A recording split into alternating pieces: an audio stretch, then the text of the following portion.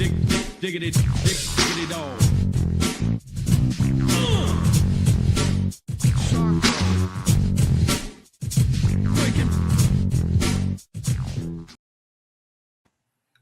What is going on, everybody, and welcome to the premiere episode of Hot Dog and a Handshake here from the Simply Reliable Studios and the Wrestle Collective. I am the Renegade of Wrestling, J.J. Williams. I guess I'm the resident bald of the Wrestle Collective, Carlos Estrada. Thank you for having me. Welcome to episode 1. Thank you for joining me. I get called many things. You know, we'll see. We'll decide which one we want to go with. Right. Thank you for joining me for this, man. You know, it's like we kind of were kicking around some ideas a little bit, and as I kind of put in the video description on YouTube, it's like there's a lot of podcasts out there that cover WWE, AEW, and even to a certain extent Ring of Honor, TNA, New Japan. But there's really not that many podcasts, if any, that to dedicate themselves to the independent scene. And it's something that I'm passionate about. It's something that I wanted to try to bring more attention to, and you were on board to joining me in that quest. So I thank you for that, man. Yeah, no problem. I always thought it'd be fun to do like a show. And again, this will be what it is. Again, we're spitballing this episode 1. And I always thought it'd be cool to like do a show like what you found on YouTube, right? And that's kind of what this is, because there's so much great free stuff out there, you know? And I think when a promoter, especially like independent wrestling promoters, willing to like put their content free and instead of worrying about maybe selling those last 20 tickets, and then they'll put their content free on YouTube. I think that's a big win for wrestling, and again, big win for the talent too. Everyone all around. Like I really appreciate it when I can watch a show online. I don't criticize, oh, the lighting's bad, or they got 2 cameras. Like to me, I'm getting to watch something that kind of like I'm privileged to watch, like something that this crowd paid good money to go see, and I'm getting to experience this. A lot of times getting to support talent that I've fallen in love with that maybe got let go from another place. They're not currently being used on television. So I just think there's a lot of great things out there, you know. And I also think the fun about it too is you can discover people, and then when they make it to AEW or WWE, like that's your person, right? Because you've been watching them since their very humbling beginnings, you know, to where they're getting paid a hot dog and a handshake, you know. It's like, yeah, hence the name, you know. That's the whole name of this thing, you know, because that's always the joke is that they wrestled for a hot dog and a handshake, you know. And so that's the idea. This is definitely to promote in a positive way independent wrestling. The workers that do that, you know, for them, a show of 100 is their WrestleMania, you know, and I think that's a beautiful thing. Yeah, 100%. You know, probably the most recent people for me, going back to what you just said about getting behind somebody in their infancy to becoming a TV star, getting a deal, Jordan Oliver and Alec Price. You know, we've been covering pretty much their entire run as a tag team since they came together last April here on the SRS, myself, my boy James Hebert, you know. So that guy? Their entire run. The guy that just popped into the chat as we said his name. My stalker? I'm just kidding. No, James is awesome. You know, seeing Graps in here, good to see. Thank you guys for supporting. Much love. Whoever is on Wrestle Collective Games, good to see. I think James too, yeah. Possibly. You know, hitting us with the shopwc.com. But yeah, you know, seeing them. Oh, thank you, James. You know, when you're trying to do producer and host, sometimes it's tricky. Bam, remind me to get that logo up there.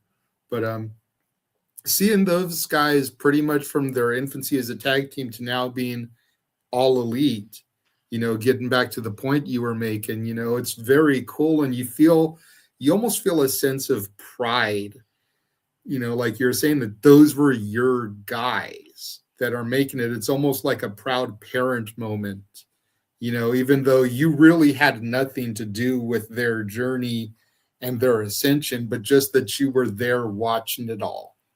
You know what I mean?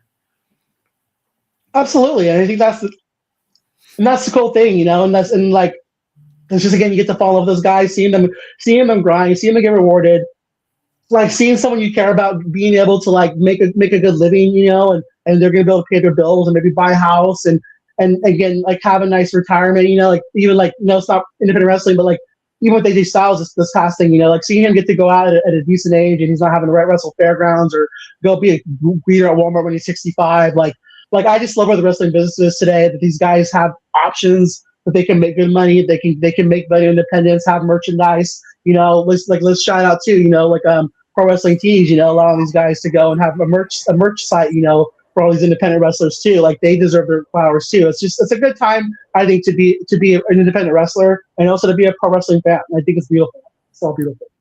Yeah, I mean, I feel like this time in the independence is almost as good as the time when I first came into the independence back in like 05, 04, 05, 06. Like, the independent scene is just really thriving right now. Back then, it was Ring of Honor, it was CZW, it was IWA Mid-South, it was PWG, UPW was starting to taper off. And those are just the companies that I knew about. I'm sure there were hundreds of others that I didn't know about. And now you've got House of Glory, you've got GCW, you've got two different JCWs, the Juggalos and Jersey Championship Wrestling. You got Revolver, Prestige that's ready to do their final show, West Coast Pro, MPX, Metroplex, which is doing Global Wars with Ring of Honor this week, Athena's promotion, Thunder Rosa's promotion, which is temporarily on hiatus.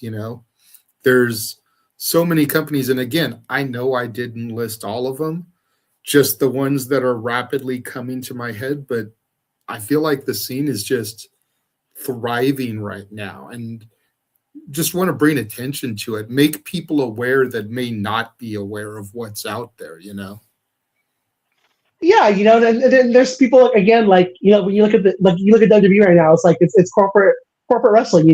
That's exactly what it is. And even like with this past Royal Rumble, like, I feel like that was the final nail in the coffin. It's very corporate wrestling. It didn't have a lot of emotion to it. It was just kind of like, I watch it because, again, I love to consume the product and I care about the talent. And again, I can't deny my fandom, but to me, it was just very corporate, And so, if you don't like the business ethics, if you don't like the fact that you got to go to 5 different streaming options to get all their content these days, like, it's good to let people be aware that there's other options out there, and there's people that do want their fandom. There's people that would love to have their $5. There's people that would love for them to buy a T-shirt. They don't take that for granted, and that's independent wrestling. So I love the idea of doing a show that can shout that out. And again, if we can add to their platform, if we can give somebody one new viewer, one new fan, to me, that's a win. That's a win in my book. Absolutely. So this episode is basically designed to kind of just be an introduction into who we are, the purpose of this. Why don't you take a minute, Carlos, and tell people, the viewers out there, because we're going across many different platforms, who are you? What do you represent with the Wrestling Collective? And like, what's your mission in all of this? So my name is Carlos Estrada. I've been a wrestling fan since I think I was 10 years old. X really helped me with my mental health. Again, I was in a bad place in my life. I got disenchanted with social media. I was really kind of got into really bad, just that people attacking me. I started a nonprofit, and people were attacking me on Facebook about it, saying, "Oh, you're just a spammer," and all this shit. And it just really put me in a bad headspace. People wanting to just gossip about you, people that you thought were your friends. And I just went to a place where I got off social media. I wasn't really on Facebook anymore. I wasn't on Instagram. And then I thought, oh, there's always Twitter, right? Back in the day, I created an X account. I had Twitter, so I started going on there, and it wasn't about the people in my life, like people I went to high school with, wanting to talk shit or gossiping. It was just about getting to like meet wrestling fans from around the world, And I met a lot of great people, and it was like, I just got to be I just got to feel part of a community, and it was a positive community, and so I first joined with the fans of pro wrestling. With the guy that I met on X, his name's Sage. He really helped me a lot to kind of push myself and build my account. Stay with John. Like, I started supporting content. My friend John, with the fans of pro wrestling, they would do their weekly show on YouTube and on X, and then I was supporting him, and he asked me to come and join it, and I said sure. And so I did that. Stampede joined us, and then again, just sometimes people don't click. Stampede and I started doing more of the spaces. And that was one thing Sage pushed us to. Like, if you guys want to build your network, you got to do spaces twice a week. And no one really wanted to do it, so I did it, and that's where I met people like Advocate. Advocate's been one person that I met from a long time ago. So then, your Slicks and your Big Grapses and your Devs. Dev I met through the different wrestling communities. And then again, we just all started this community of spaces. Like I was kind of like the grandfather for a lot of these guys, and then they would kind of go do their own spaces. And that was just really cool to see that. And then from there, I was asked to join the Wrestle Collective, and I've been a proud member ever since. Our mission is to end tribalism, and sometimes we get stuck in the BS of everybody else. People take shots at my friends, and they want to go react, and I get that. But at the same time, we are trying to be a positive force in this community, and that's even like with me in the IWC. I try not to go on and get into a negative thing with people, because I keep my wrestling enjoyment in a happy place. I don't go searching things because about what people say about the wrestlers I love, because I'm not going to let other people ruin my fandom for me. I love my IWC. My IWC is a very positive one. It's one of people lifting each other up. It's one of people trying to be positive, trying to find the good in everything. Again, in WWE and AEW, in independent wrestling, in TNA, because that's what I want to do. I don't want to. It's so easy in today's world to just shit on things, to be negative, to just. I think this world is just teaching us to be it's turning to a very negative place. And I choose to try to be a light. I choose to try to be a light in the wrestling community and in the world in general. Leave it better than you found it is one of my motives in life. That's really well said. I'm J.J. Williams. Go by the Renegade of Wrestling. I've used that moniker for about 15 years now. Got into professional wrestling in 1998, summer of 98, the highway to hell. Pretty late in life, considering I was already, 23 at that point, 22, 23. A lot of people get into it when they're kids. I got into it pretty late. I was the guy in the friend group that always like, that fake wrestling shit. Oiled up guys in their underwear wrestling with each other. I was that guy until I tuned in and watched it. And then I was like, mind blown. You know what I mean? And tuned in, got hooked, and I would not miss an episode of whatever I could find, whether it was ECW on TNN, which became Spike TV, whether it was WCW until they folded, whether it was WWF, TNA started watching the weekly pay-per-views and their year anniversary. I was tuned in all the way up until about 2014. And then I stopped because I was just sick and tired of seeing the same people in the main event scene. And I wanted something more. And even though at that point I had a bit of an independent wrestling journey, and we'll get to that in the next segment, but I yearned for something different, and I wasn't getting it from anywhere. Even the independents were kind of giving me the same names in the main events. The guys that were on the cusp hadn't got signed yet, but you're still seeing the same names. So I just cold turkey quit. And I came back into things during the Thunderdome era. Oh, wow. It was a weird time to come back, to be sure.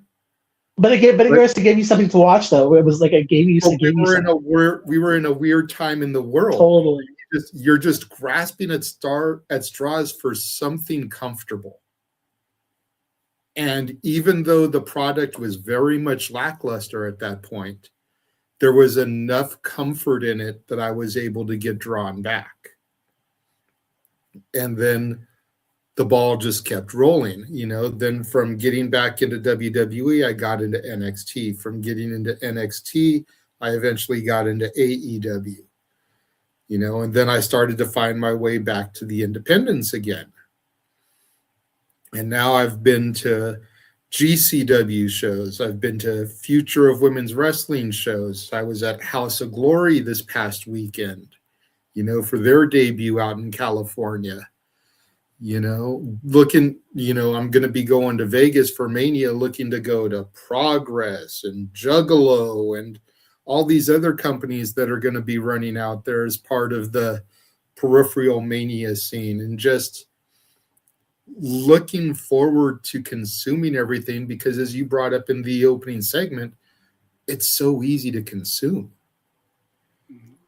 and even if, you mentioned having to have 5 different, streaming services to watch WWE, like a freaking Infinity Gauntlet. There's Title Match Network, there's IWTV, there's Triller, there's YouTube, there's all these other venues for independent wrestling, as well as all the same stuff for like WWE. And it's like, just where do you want to spend the money? Do you want to spend it on services to support the corporate giant who really doesn't need the money? Or do you want to spend the money on the small timers, the people that are getting paid, as the show title suggests, with a hot dog and a handshake?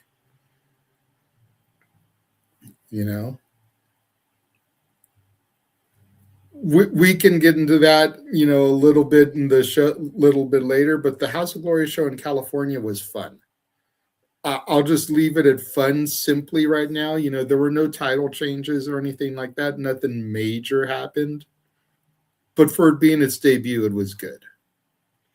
And I wanted to listen to for Get to Know Me, because I think it's important.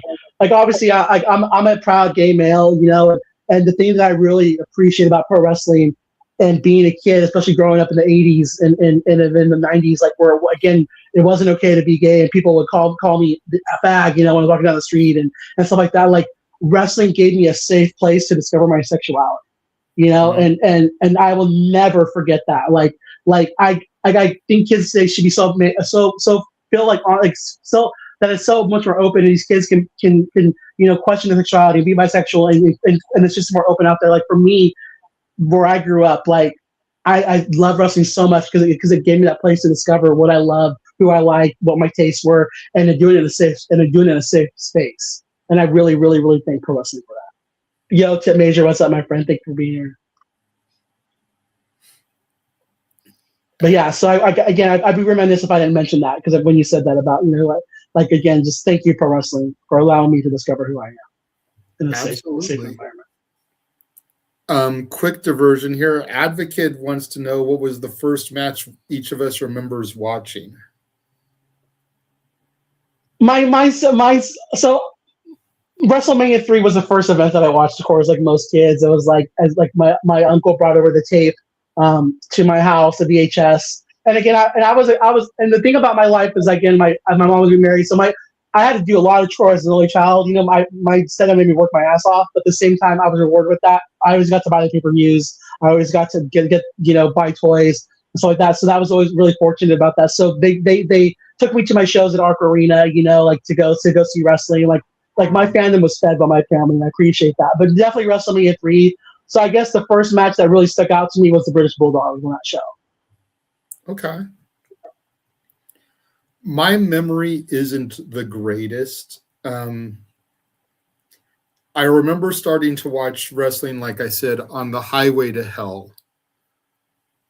But we didn't start getting the pay-per-views until, I want to say, the Backlash after Mania 15 was the first one we actually ordered, because we waited to see if this was really going to be something we were into before we started dropping the monthly money. You know what I mean? Oh, yeah. So trying to remember, for lack of a better term, the throwaway Raw matches, that was the first one I saw. I probably, going back, and even though the first match in my fandom that really stands out to me would probably be the Rock and Mankind I Quit match. I know that wasn't the first one that I saw, obviously, but that's the first one that really left a lasting impression on me. Oh yeah, and I remember too. Like back in the day too. I used to love WCW because like where I live, like I got it, but like I lived 30 minutes out of my little hometown, but where all my friends live, they didn't get TBS, so I got to watch WCW and know all about it, and my friends did it. So like for me, like WCW was always like that my little secret brand that I got to watch and enjoy, you know. So WCW has always been a lot to me too, like that. Just like I love WCW. So Absolutely. WCW is very underrated. And personally, because I came into it late, I feel that there's a lot of good in the dying days that gets overlooked because of how bad things were. You know what I mean? Like there was still some pretty decent stuff happening, you know, match wise. And I just feel like a lot of that gets swept under the rug because of all the politics and the way the company was crumbling. yeah, the cruiserweights still went out there and killed it all the time, man. Like that division was money. Man. It was so much fun to watch. So the next thing I wanted to get into a little bit is our knowledge of independent wrestling. You know, I got into independent wrestling initially back in 04, 05, and TNA is what really helped me get into independent wrestling. Because much like the stars of TNA today and even AEW are able to work the independent circuit, it was the same back then. So getting to see stars like Christopher Daniels, Frankie Kazarian, Samoa Joe, AJ Styles, Chris Sabin, Petey Williams, you know, in the little gymnasium that wasn't far from my house because I wasn't going to get to Florida. To this day, I still have never seen a TNA show. Hopefully that'll change in the not so distant future. But being able to see those guys live and in person was the hook for me. And I just ate it up. You know, we saw AJ Styles retire this past weekend at the Rumble. One of my greatest matches that I ever got to see him do was at PWG May 13th, 2005. It was a show called Jason Takes PWG because it happened on a Friday the 13th. And him and Christopher Daniels went to an hour time limit draw.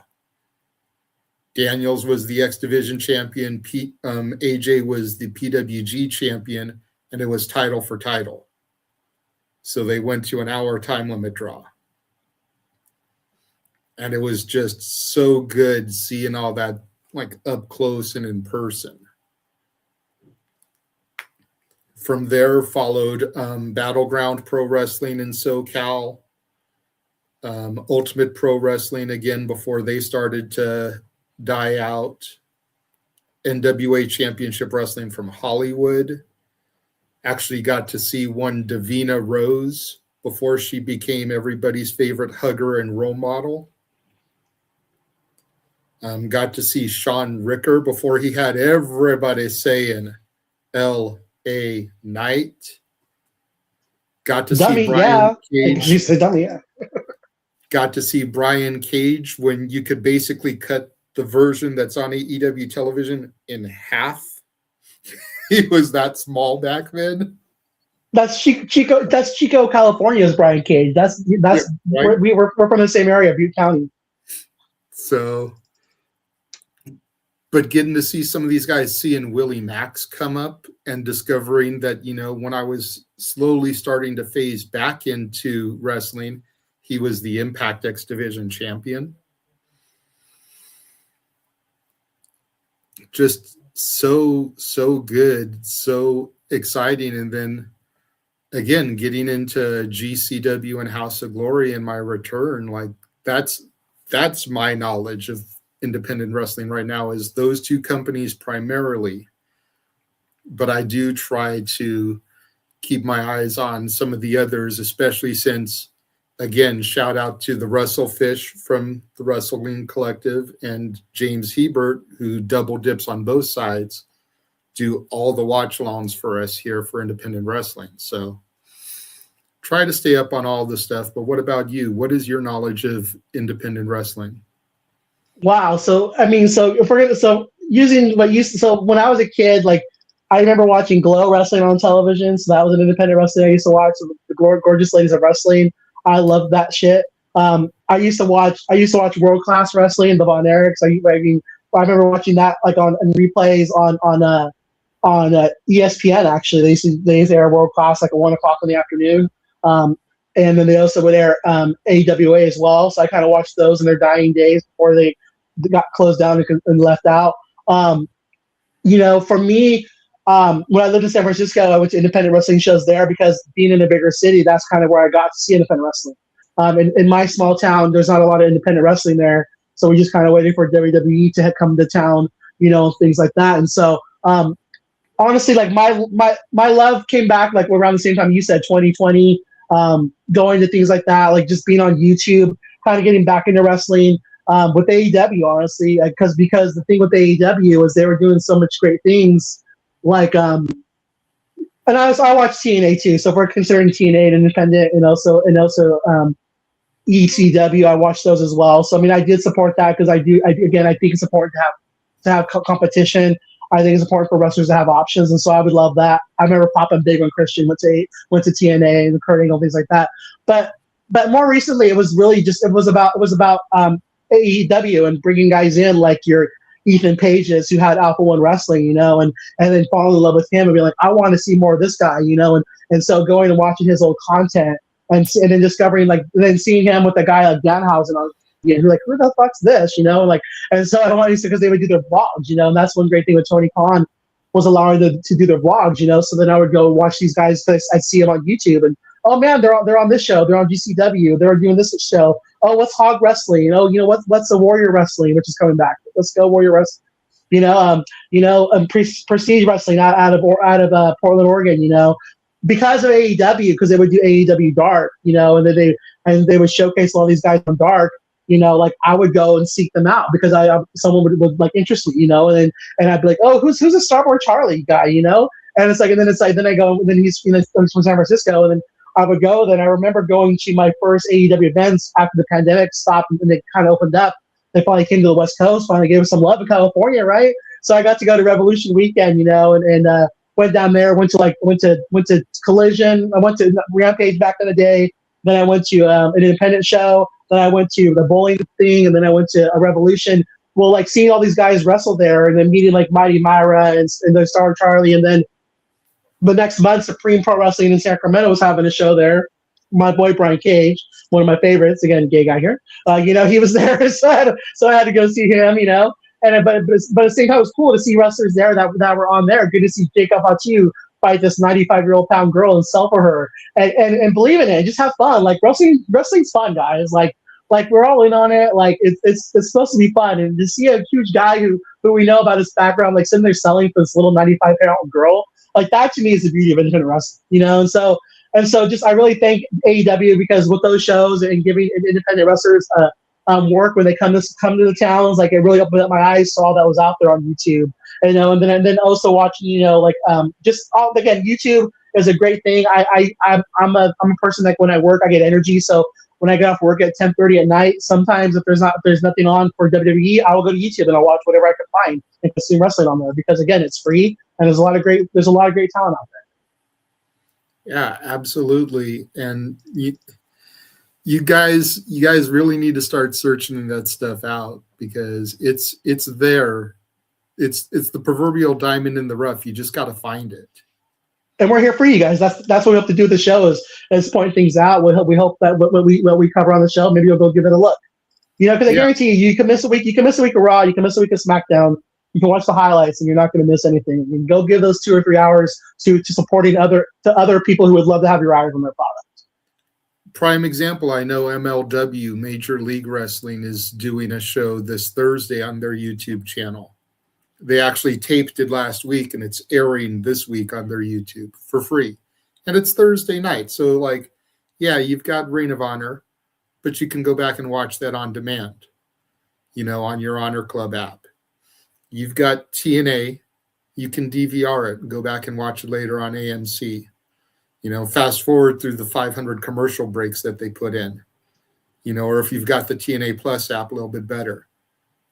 like Carlos said, give that support to MLW and double dip, have 2 screens up and watch our coverage of that also as James and Ryan do a There watch. you go. Get the little shill in, shopwc.com. Thank you. Get your hoodies, get your t-shirts.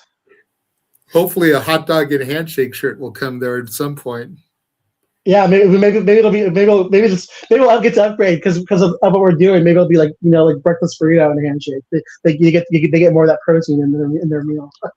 Well, Walter suggested one a little bit further back. Let me see if I can find it. I think he said, what is it? Burger and a botch, I think he said. There we go.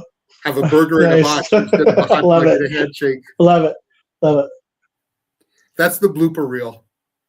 That's but again, guys, that's the thing. It's like, don't be afraid to try new things, right? I feel like inserting a joke here, but it's like, but that's the thing. Like, there's so much out there. There's so much talent. Like, again, I'm not going to spoil it, but Karrion Kross was from LW, the guy that everyone loved, right? So he's there. The new skyscrapers are there. Dijak and the former artist we know as Baron Corbin. Now Bishop Dyer. Like the Good Brothers are there. Go celebrate those bag getters, man. They need your love. They're some of the best bag getters are there, and they also work with New Japan. They work with CMLL. There's a lot of great talent on there, And then again, Court Bauer got that money from WWE, and he's investing it in giving talent a place to wrestle. I champion that. Paul London, amazing, interesting guy. Go watch him on there. Go support LW. Go support your Hog Wrestling. Support your Warrior Wrestling. Prestige. I wish they come to Northern California more. I don't know why Southern California always gets all the love, but it is what it is. I think it's just because LA being that big. Oh, for sure. Absolutely. Wrestling being such a hotbed. Sure. Just so you know, Tina, if you ever come to Sacramento, I'll be there front row. Just there's some motivation for you. There you go. You've heard it here. Yeah. Whoever Wrestle Collective Games is saying thoughts on Starboy Charlie, and then he says thoughts on Cappuccino Jones. Go ahead. Let's do Starboy Charlie first. Amazing talent. Like, this is the guys again. Like with TNA. No offense. Like, we don't need again. I'm glad Hometown Man still gets the paycheck. I'm glad Gareth Young still got a check. But whatever money you're paying to those guys should be allocated for Starboy Charlie and his partner. It's like. For those other guys like that, for your Vinny Pacificos, out there, like all those guys are who TNA should be bringing in and giving that money to, and just bringing in an fluctuation of new challenge, the Crush Boys, Titus Alexander and Starboy Charlie, they're the tag team champions currently in West Coast Pro. Like, I think those guys are great. Cappuccino Jones is amazing too, but he's an ID talent. I mean, but all great people, like absolutely future stars of this business, 100%. Starboy Charlie hooked me as soon as I heard his entrance theme was Purple Haze by Jimi Hendrix. I heard the beat drop for the first time live, and I was like, just started bobbing my head. I was like, who is using Purple Haze? And then he came out, and I was like, I'm sold already. I automatically became a fan of the Denim Dragon through the entrance theme. And he can sell. I mean, that's the guy. Like, if you had him, WWE had him in there right now selling for Hobo Femi. My God, that's like the guy. The guy can sell amazingly for a small man. Like. They're missing out. They're missing out, man. Dude can sell like a machine. He's like a Darby, can take punishment and makes it look so freaking good. But he's also just a good wrestler. He's amazing, and the ladies love him. The gays love him. Obviously, it's like, sign this man, somebody. Please sign all those guys. Give Cappuccino Jones the NXT contract officially. Sign Titus. Sign Starboy Charlie. Sign Vinny Pacifico. Please, and thank you, TNA. Bring those guys in. Yeah, as far as Cappuccino Jones, you haven't seen a Cappuccino Jones match until you've seen Walter react to a Cappuccino Jones match, because dude is on point with his coffee puns, and he just makes the match that much more enjoyable. Graps is threatening us now in the chat room, saying if we don't talk about Matt Connolly, he's pulling up. Also, before we're talking about Cappuccino Jones, happy Black History Month, guys. Yes. Happy Black History Month. I mean, Dev probably turned us off because I didn't say it already. Sorry, Dev. I was getting there, but happy Black History Month. Celebrate all the amazing Black talent out there. If you guys missed the episode of Queens Road earlier on Monday, Sunday, we did our our Mount Rushmores of black wrestlers. Mine was, of course, Mercedes Moné, Bianca Belair, Jacqueline, and the amazing, awesome Kong. So there's a little spoiler for you, but tune in there to see what everyone else's Mount Rushmores were. You know, my disdain of Mercedes notwithstanding, I don't think I can argue with that 100%. Like Jacqueline, she's the highest paid woman in pro wrestling, man. You got to give her flowers. Jacqueline is the OG. You know, Colin and Gail really put the knockouts division on the map when it was trying to be established. Yeah, for women's wrestling. When like I said in the clip, like at a time where women's matches were getting cut to 2 minutes because the men went overboard, those women were showing how it's done, what women could do.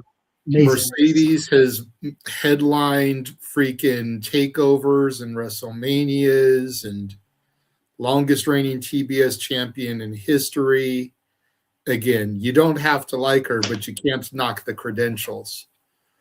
And then Bianca kind of just picked up the bag when Sasha walked out and has taken things to another level for the Fed. So, and for somebody who, again, she didn't grow up wanting to be a wrestler, she was, in NIL, and how quickly she took to the business and what she's given to us. Again, she deserves to be champion.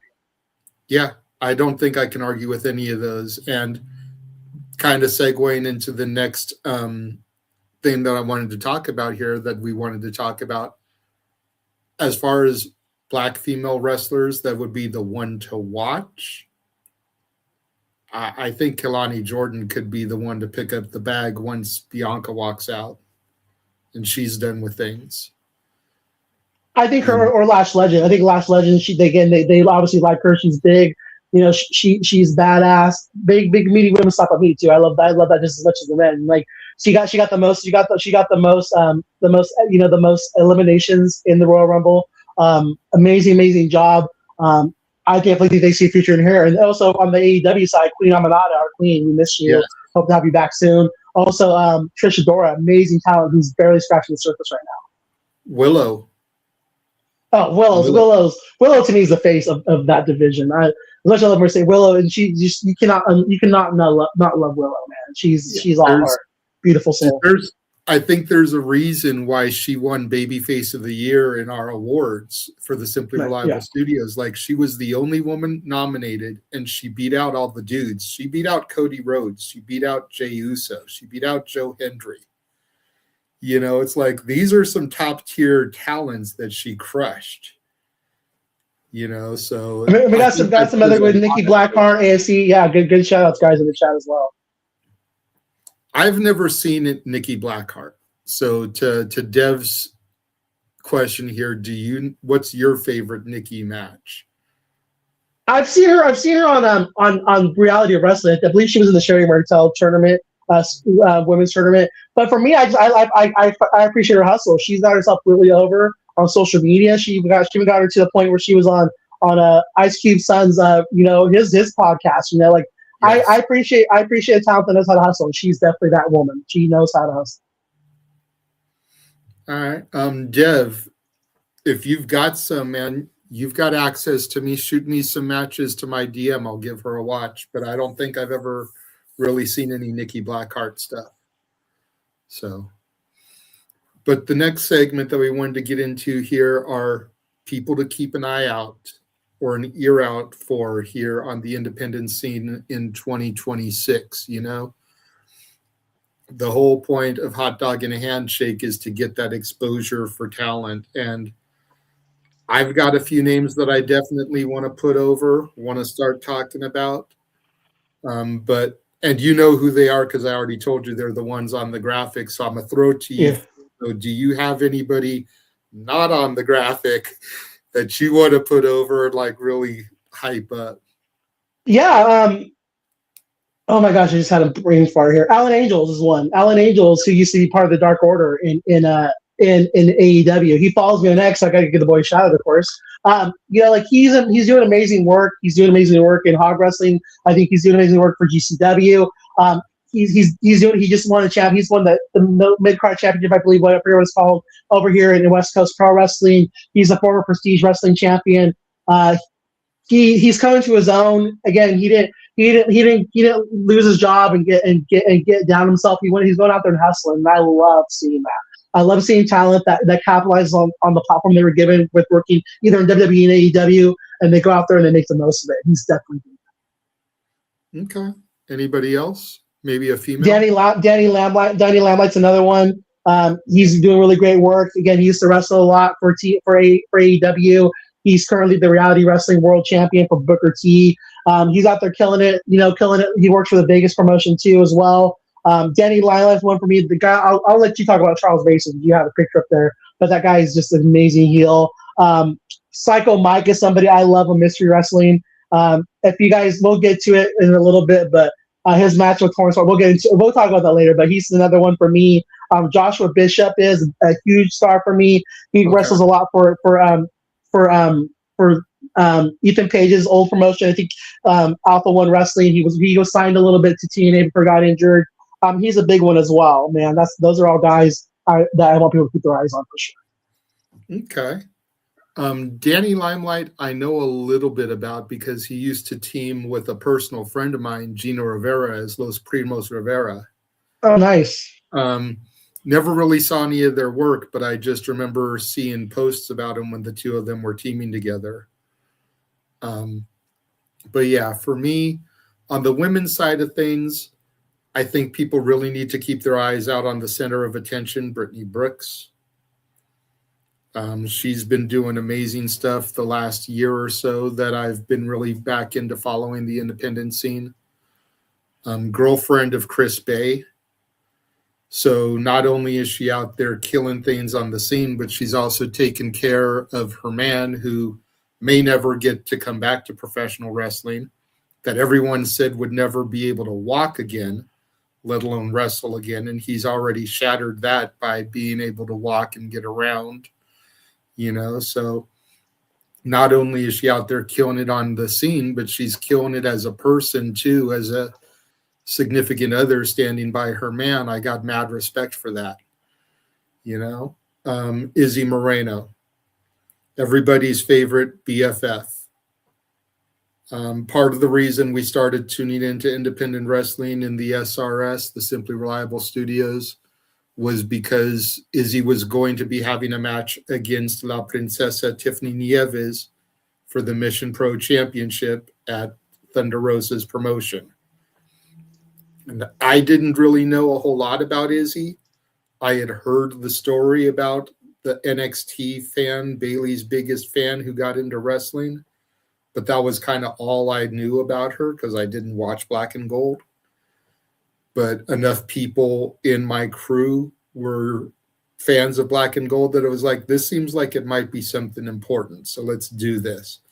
And then she ended up winning the title, and so we were covering her doing all that. The girl's only 18 years old. She'll be 19 this year. I think in May is her birthday. So she's really just not even scratching the surface of her potential.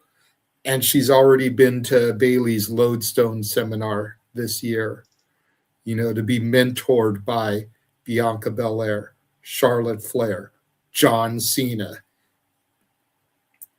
This girl is something special. And if you guys haven't been watching her, definitely watch her. On the men's side of things, yeah, Charles Mason.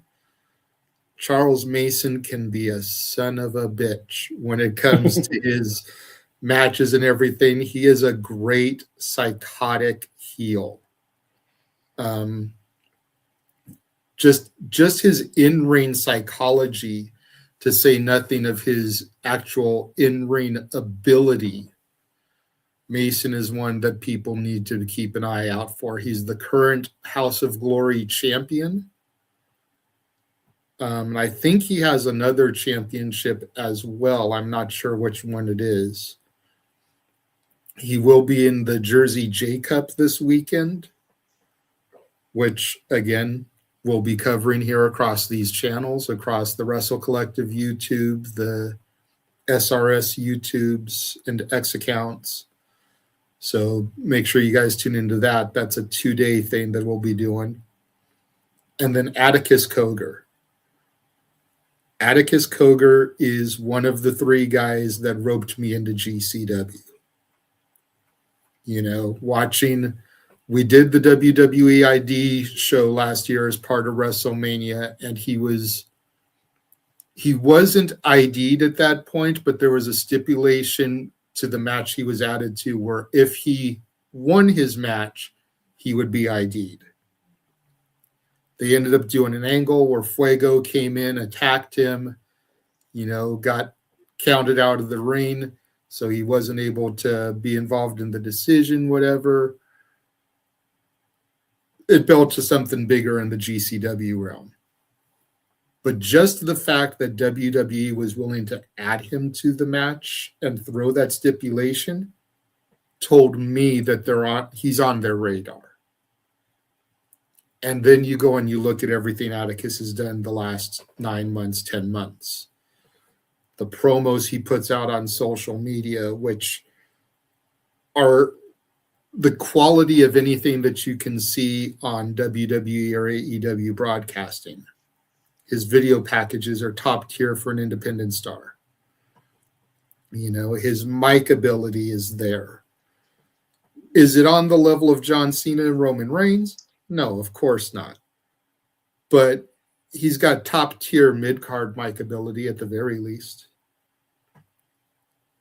His psychology in the ring, his ability, dude checks off like every box.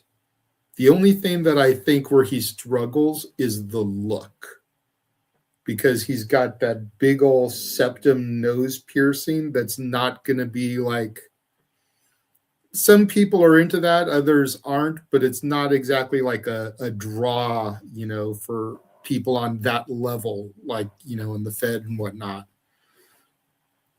That's the only thing that I think might hold him back, as minor as that is. But Atticus Cogar is another name that people really need to watch, because him, Alec Price, and Jordan Oliver are the 3 guys that got us into AEW, and 2 of them have already become All Elite. So clearly we had eyes for the prize, so to speak. You know.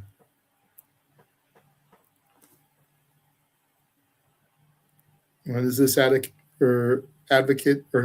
asking, what's some other indie merch in your repertoire? I've got shirts in my closet, and in my storage, I've got a bunch of DVDs. Most of them are PWG DVDs from the shows I was at. But that's most of it is T-shirts and DVDs. And then you also subscribe, right? I know you subscribe to Thriller, correct? Monthly. Yeah. So you're giving your money there. I subscribe to New Japan World, and again, you look at New Japan, they need every dollar they can get. So that's how I give back. You know, I subscribe to New Japan as well. I'm going to be going to an independent show next Sunday, and not the 8th, but the 15th. And I will buy. I'm going to buy a shirt there as well and support somebody. So promise right. There you go. I'm going to be at a show on the 14th. GCW is coming to LA again, so I'm going to be there for that. You know, just happens to be Valentine's Day. Very cool. Hey, get some blood on you for Valentine's. I also want to get, you mentioned Fuego. You know, the KG Orso, again, the way he reinvented himself, took off his mask, showed that beautiful face, and just becoming an asshole heel. I love that shit. I love my heels. He deserves some love. He's killing it. I'd love to see him get into a big contract. And also just to Ben Bishop as well, another Bishop. He's somebody who gets it. Wrestles for GCW. He's out there promoting himself, doing the you know, Instagram shorts, doing the shorts on Twitter X, you know, on X. He applied to be the Mr. Elegance, you know, but didn't even get his videos shown. But I love to see the hustle. When I see those guys like that, I want to see them make it. He's very entertaining, very tall, very big. He'll be making it somewhere soon. And Michael Oku as well in Europe. Yeah, Michael Oku he'll be all elite any day now. Michael Oku is a good talent. I've enjoyed his work. Man like Doris as well, and the one called Manders. Those are 2 other names, if I threw some out there, that I know James and I have been really impressed with. Also, got to give some love to my favorite independent wrestler, Nasty Leroy. Nasty Leroy always coming in and supporting us. gives the inside information. That's I own two Nasty Leroy t-shirts, Dev. I'm not the Nasty Hottie yet, but I'm working my way up there. But I do have two Nasty Leroy t-shirts as well. 100% accurate, and I know James is watching. He's in the chat. He can back me up on this. So when we started figuring out all the shows, part of the GCW collective last year that we were going to cover and everything to do watch-alongs with, they announced the Clusterfuck Battle Royal, which was like 200-something entrants in a Battle Royal Rumble style thing. When they announced that Nasty Leroy was going to be in that, me and James were like, okay, we have to do this. Just because this dude has interacted with us in the spaces numerous times, we have to support him and say that we've actually called a match of his. And then he comes to the ring straight out New Jack style to Natural Born Killers. Car full of weapons and everything. Yeah, like, okay, Leroy, you got me. And he took a bump, bro. He popped me with that. So. Oh yeah. But just the fact, they announced a bunch of other people that were going to be part of it, and it was cool. But we were like, man, this is going to be a late show. I ain't going to do this. And then they announced Nasty Leroy. We were like, okay, we got to do this now. Got to support Leroy. Hell yeah, absolutely. Glad to see him. Glad to see him get a hot dog and handshake. But I haven't seen him work for GCW since then. That's another part of why we started covering them. We were hoping we'd see him turn up on a show or something. But, I don't know. Maybe he thinks that Brett Lauderdale's a rat bastard.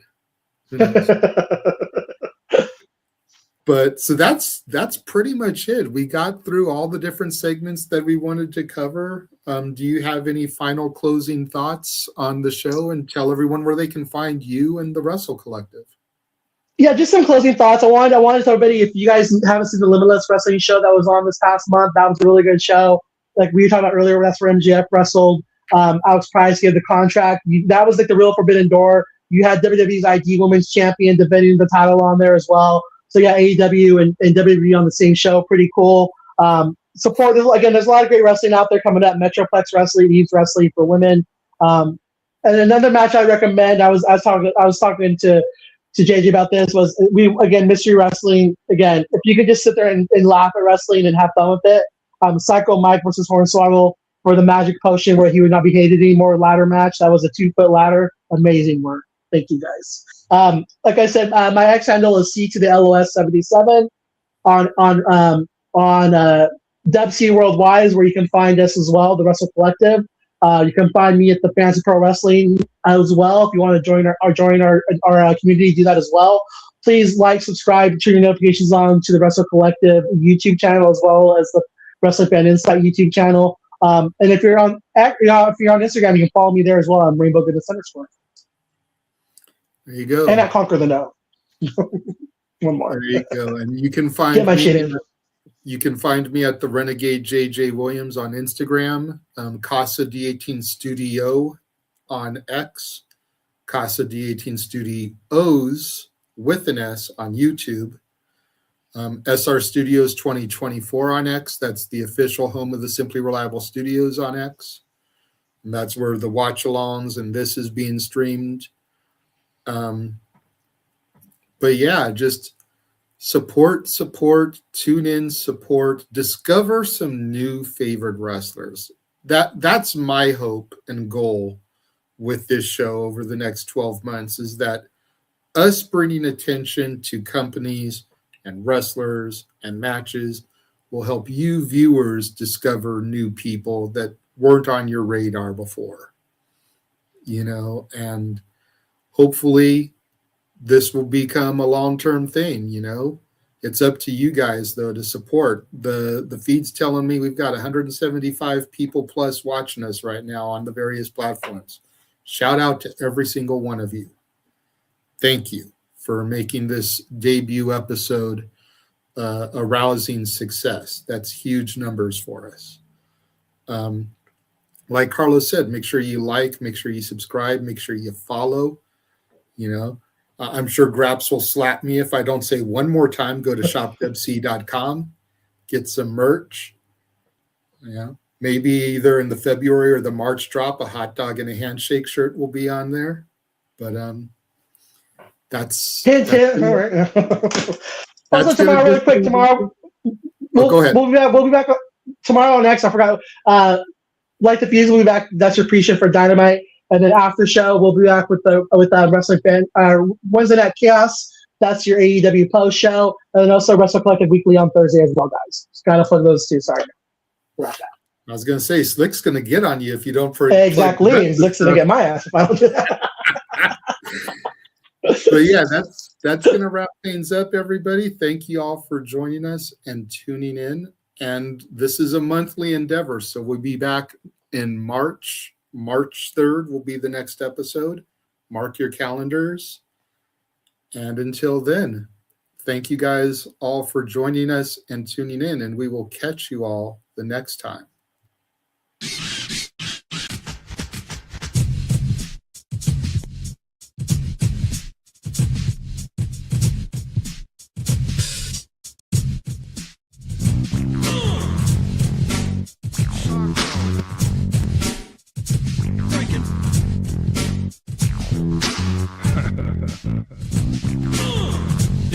Diggity dog. Breaking. Diggity dog.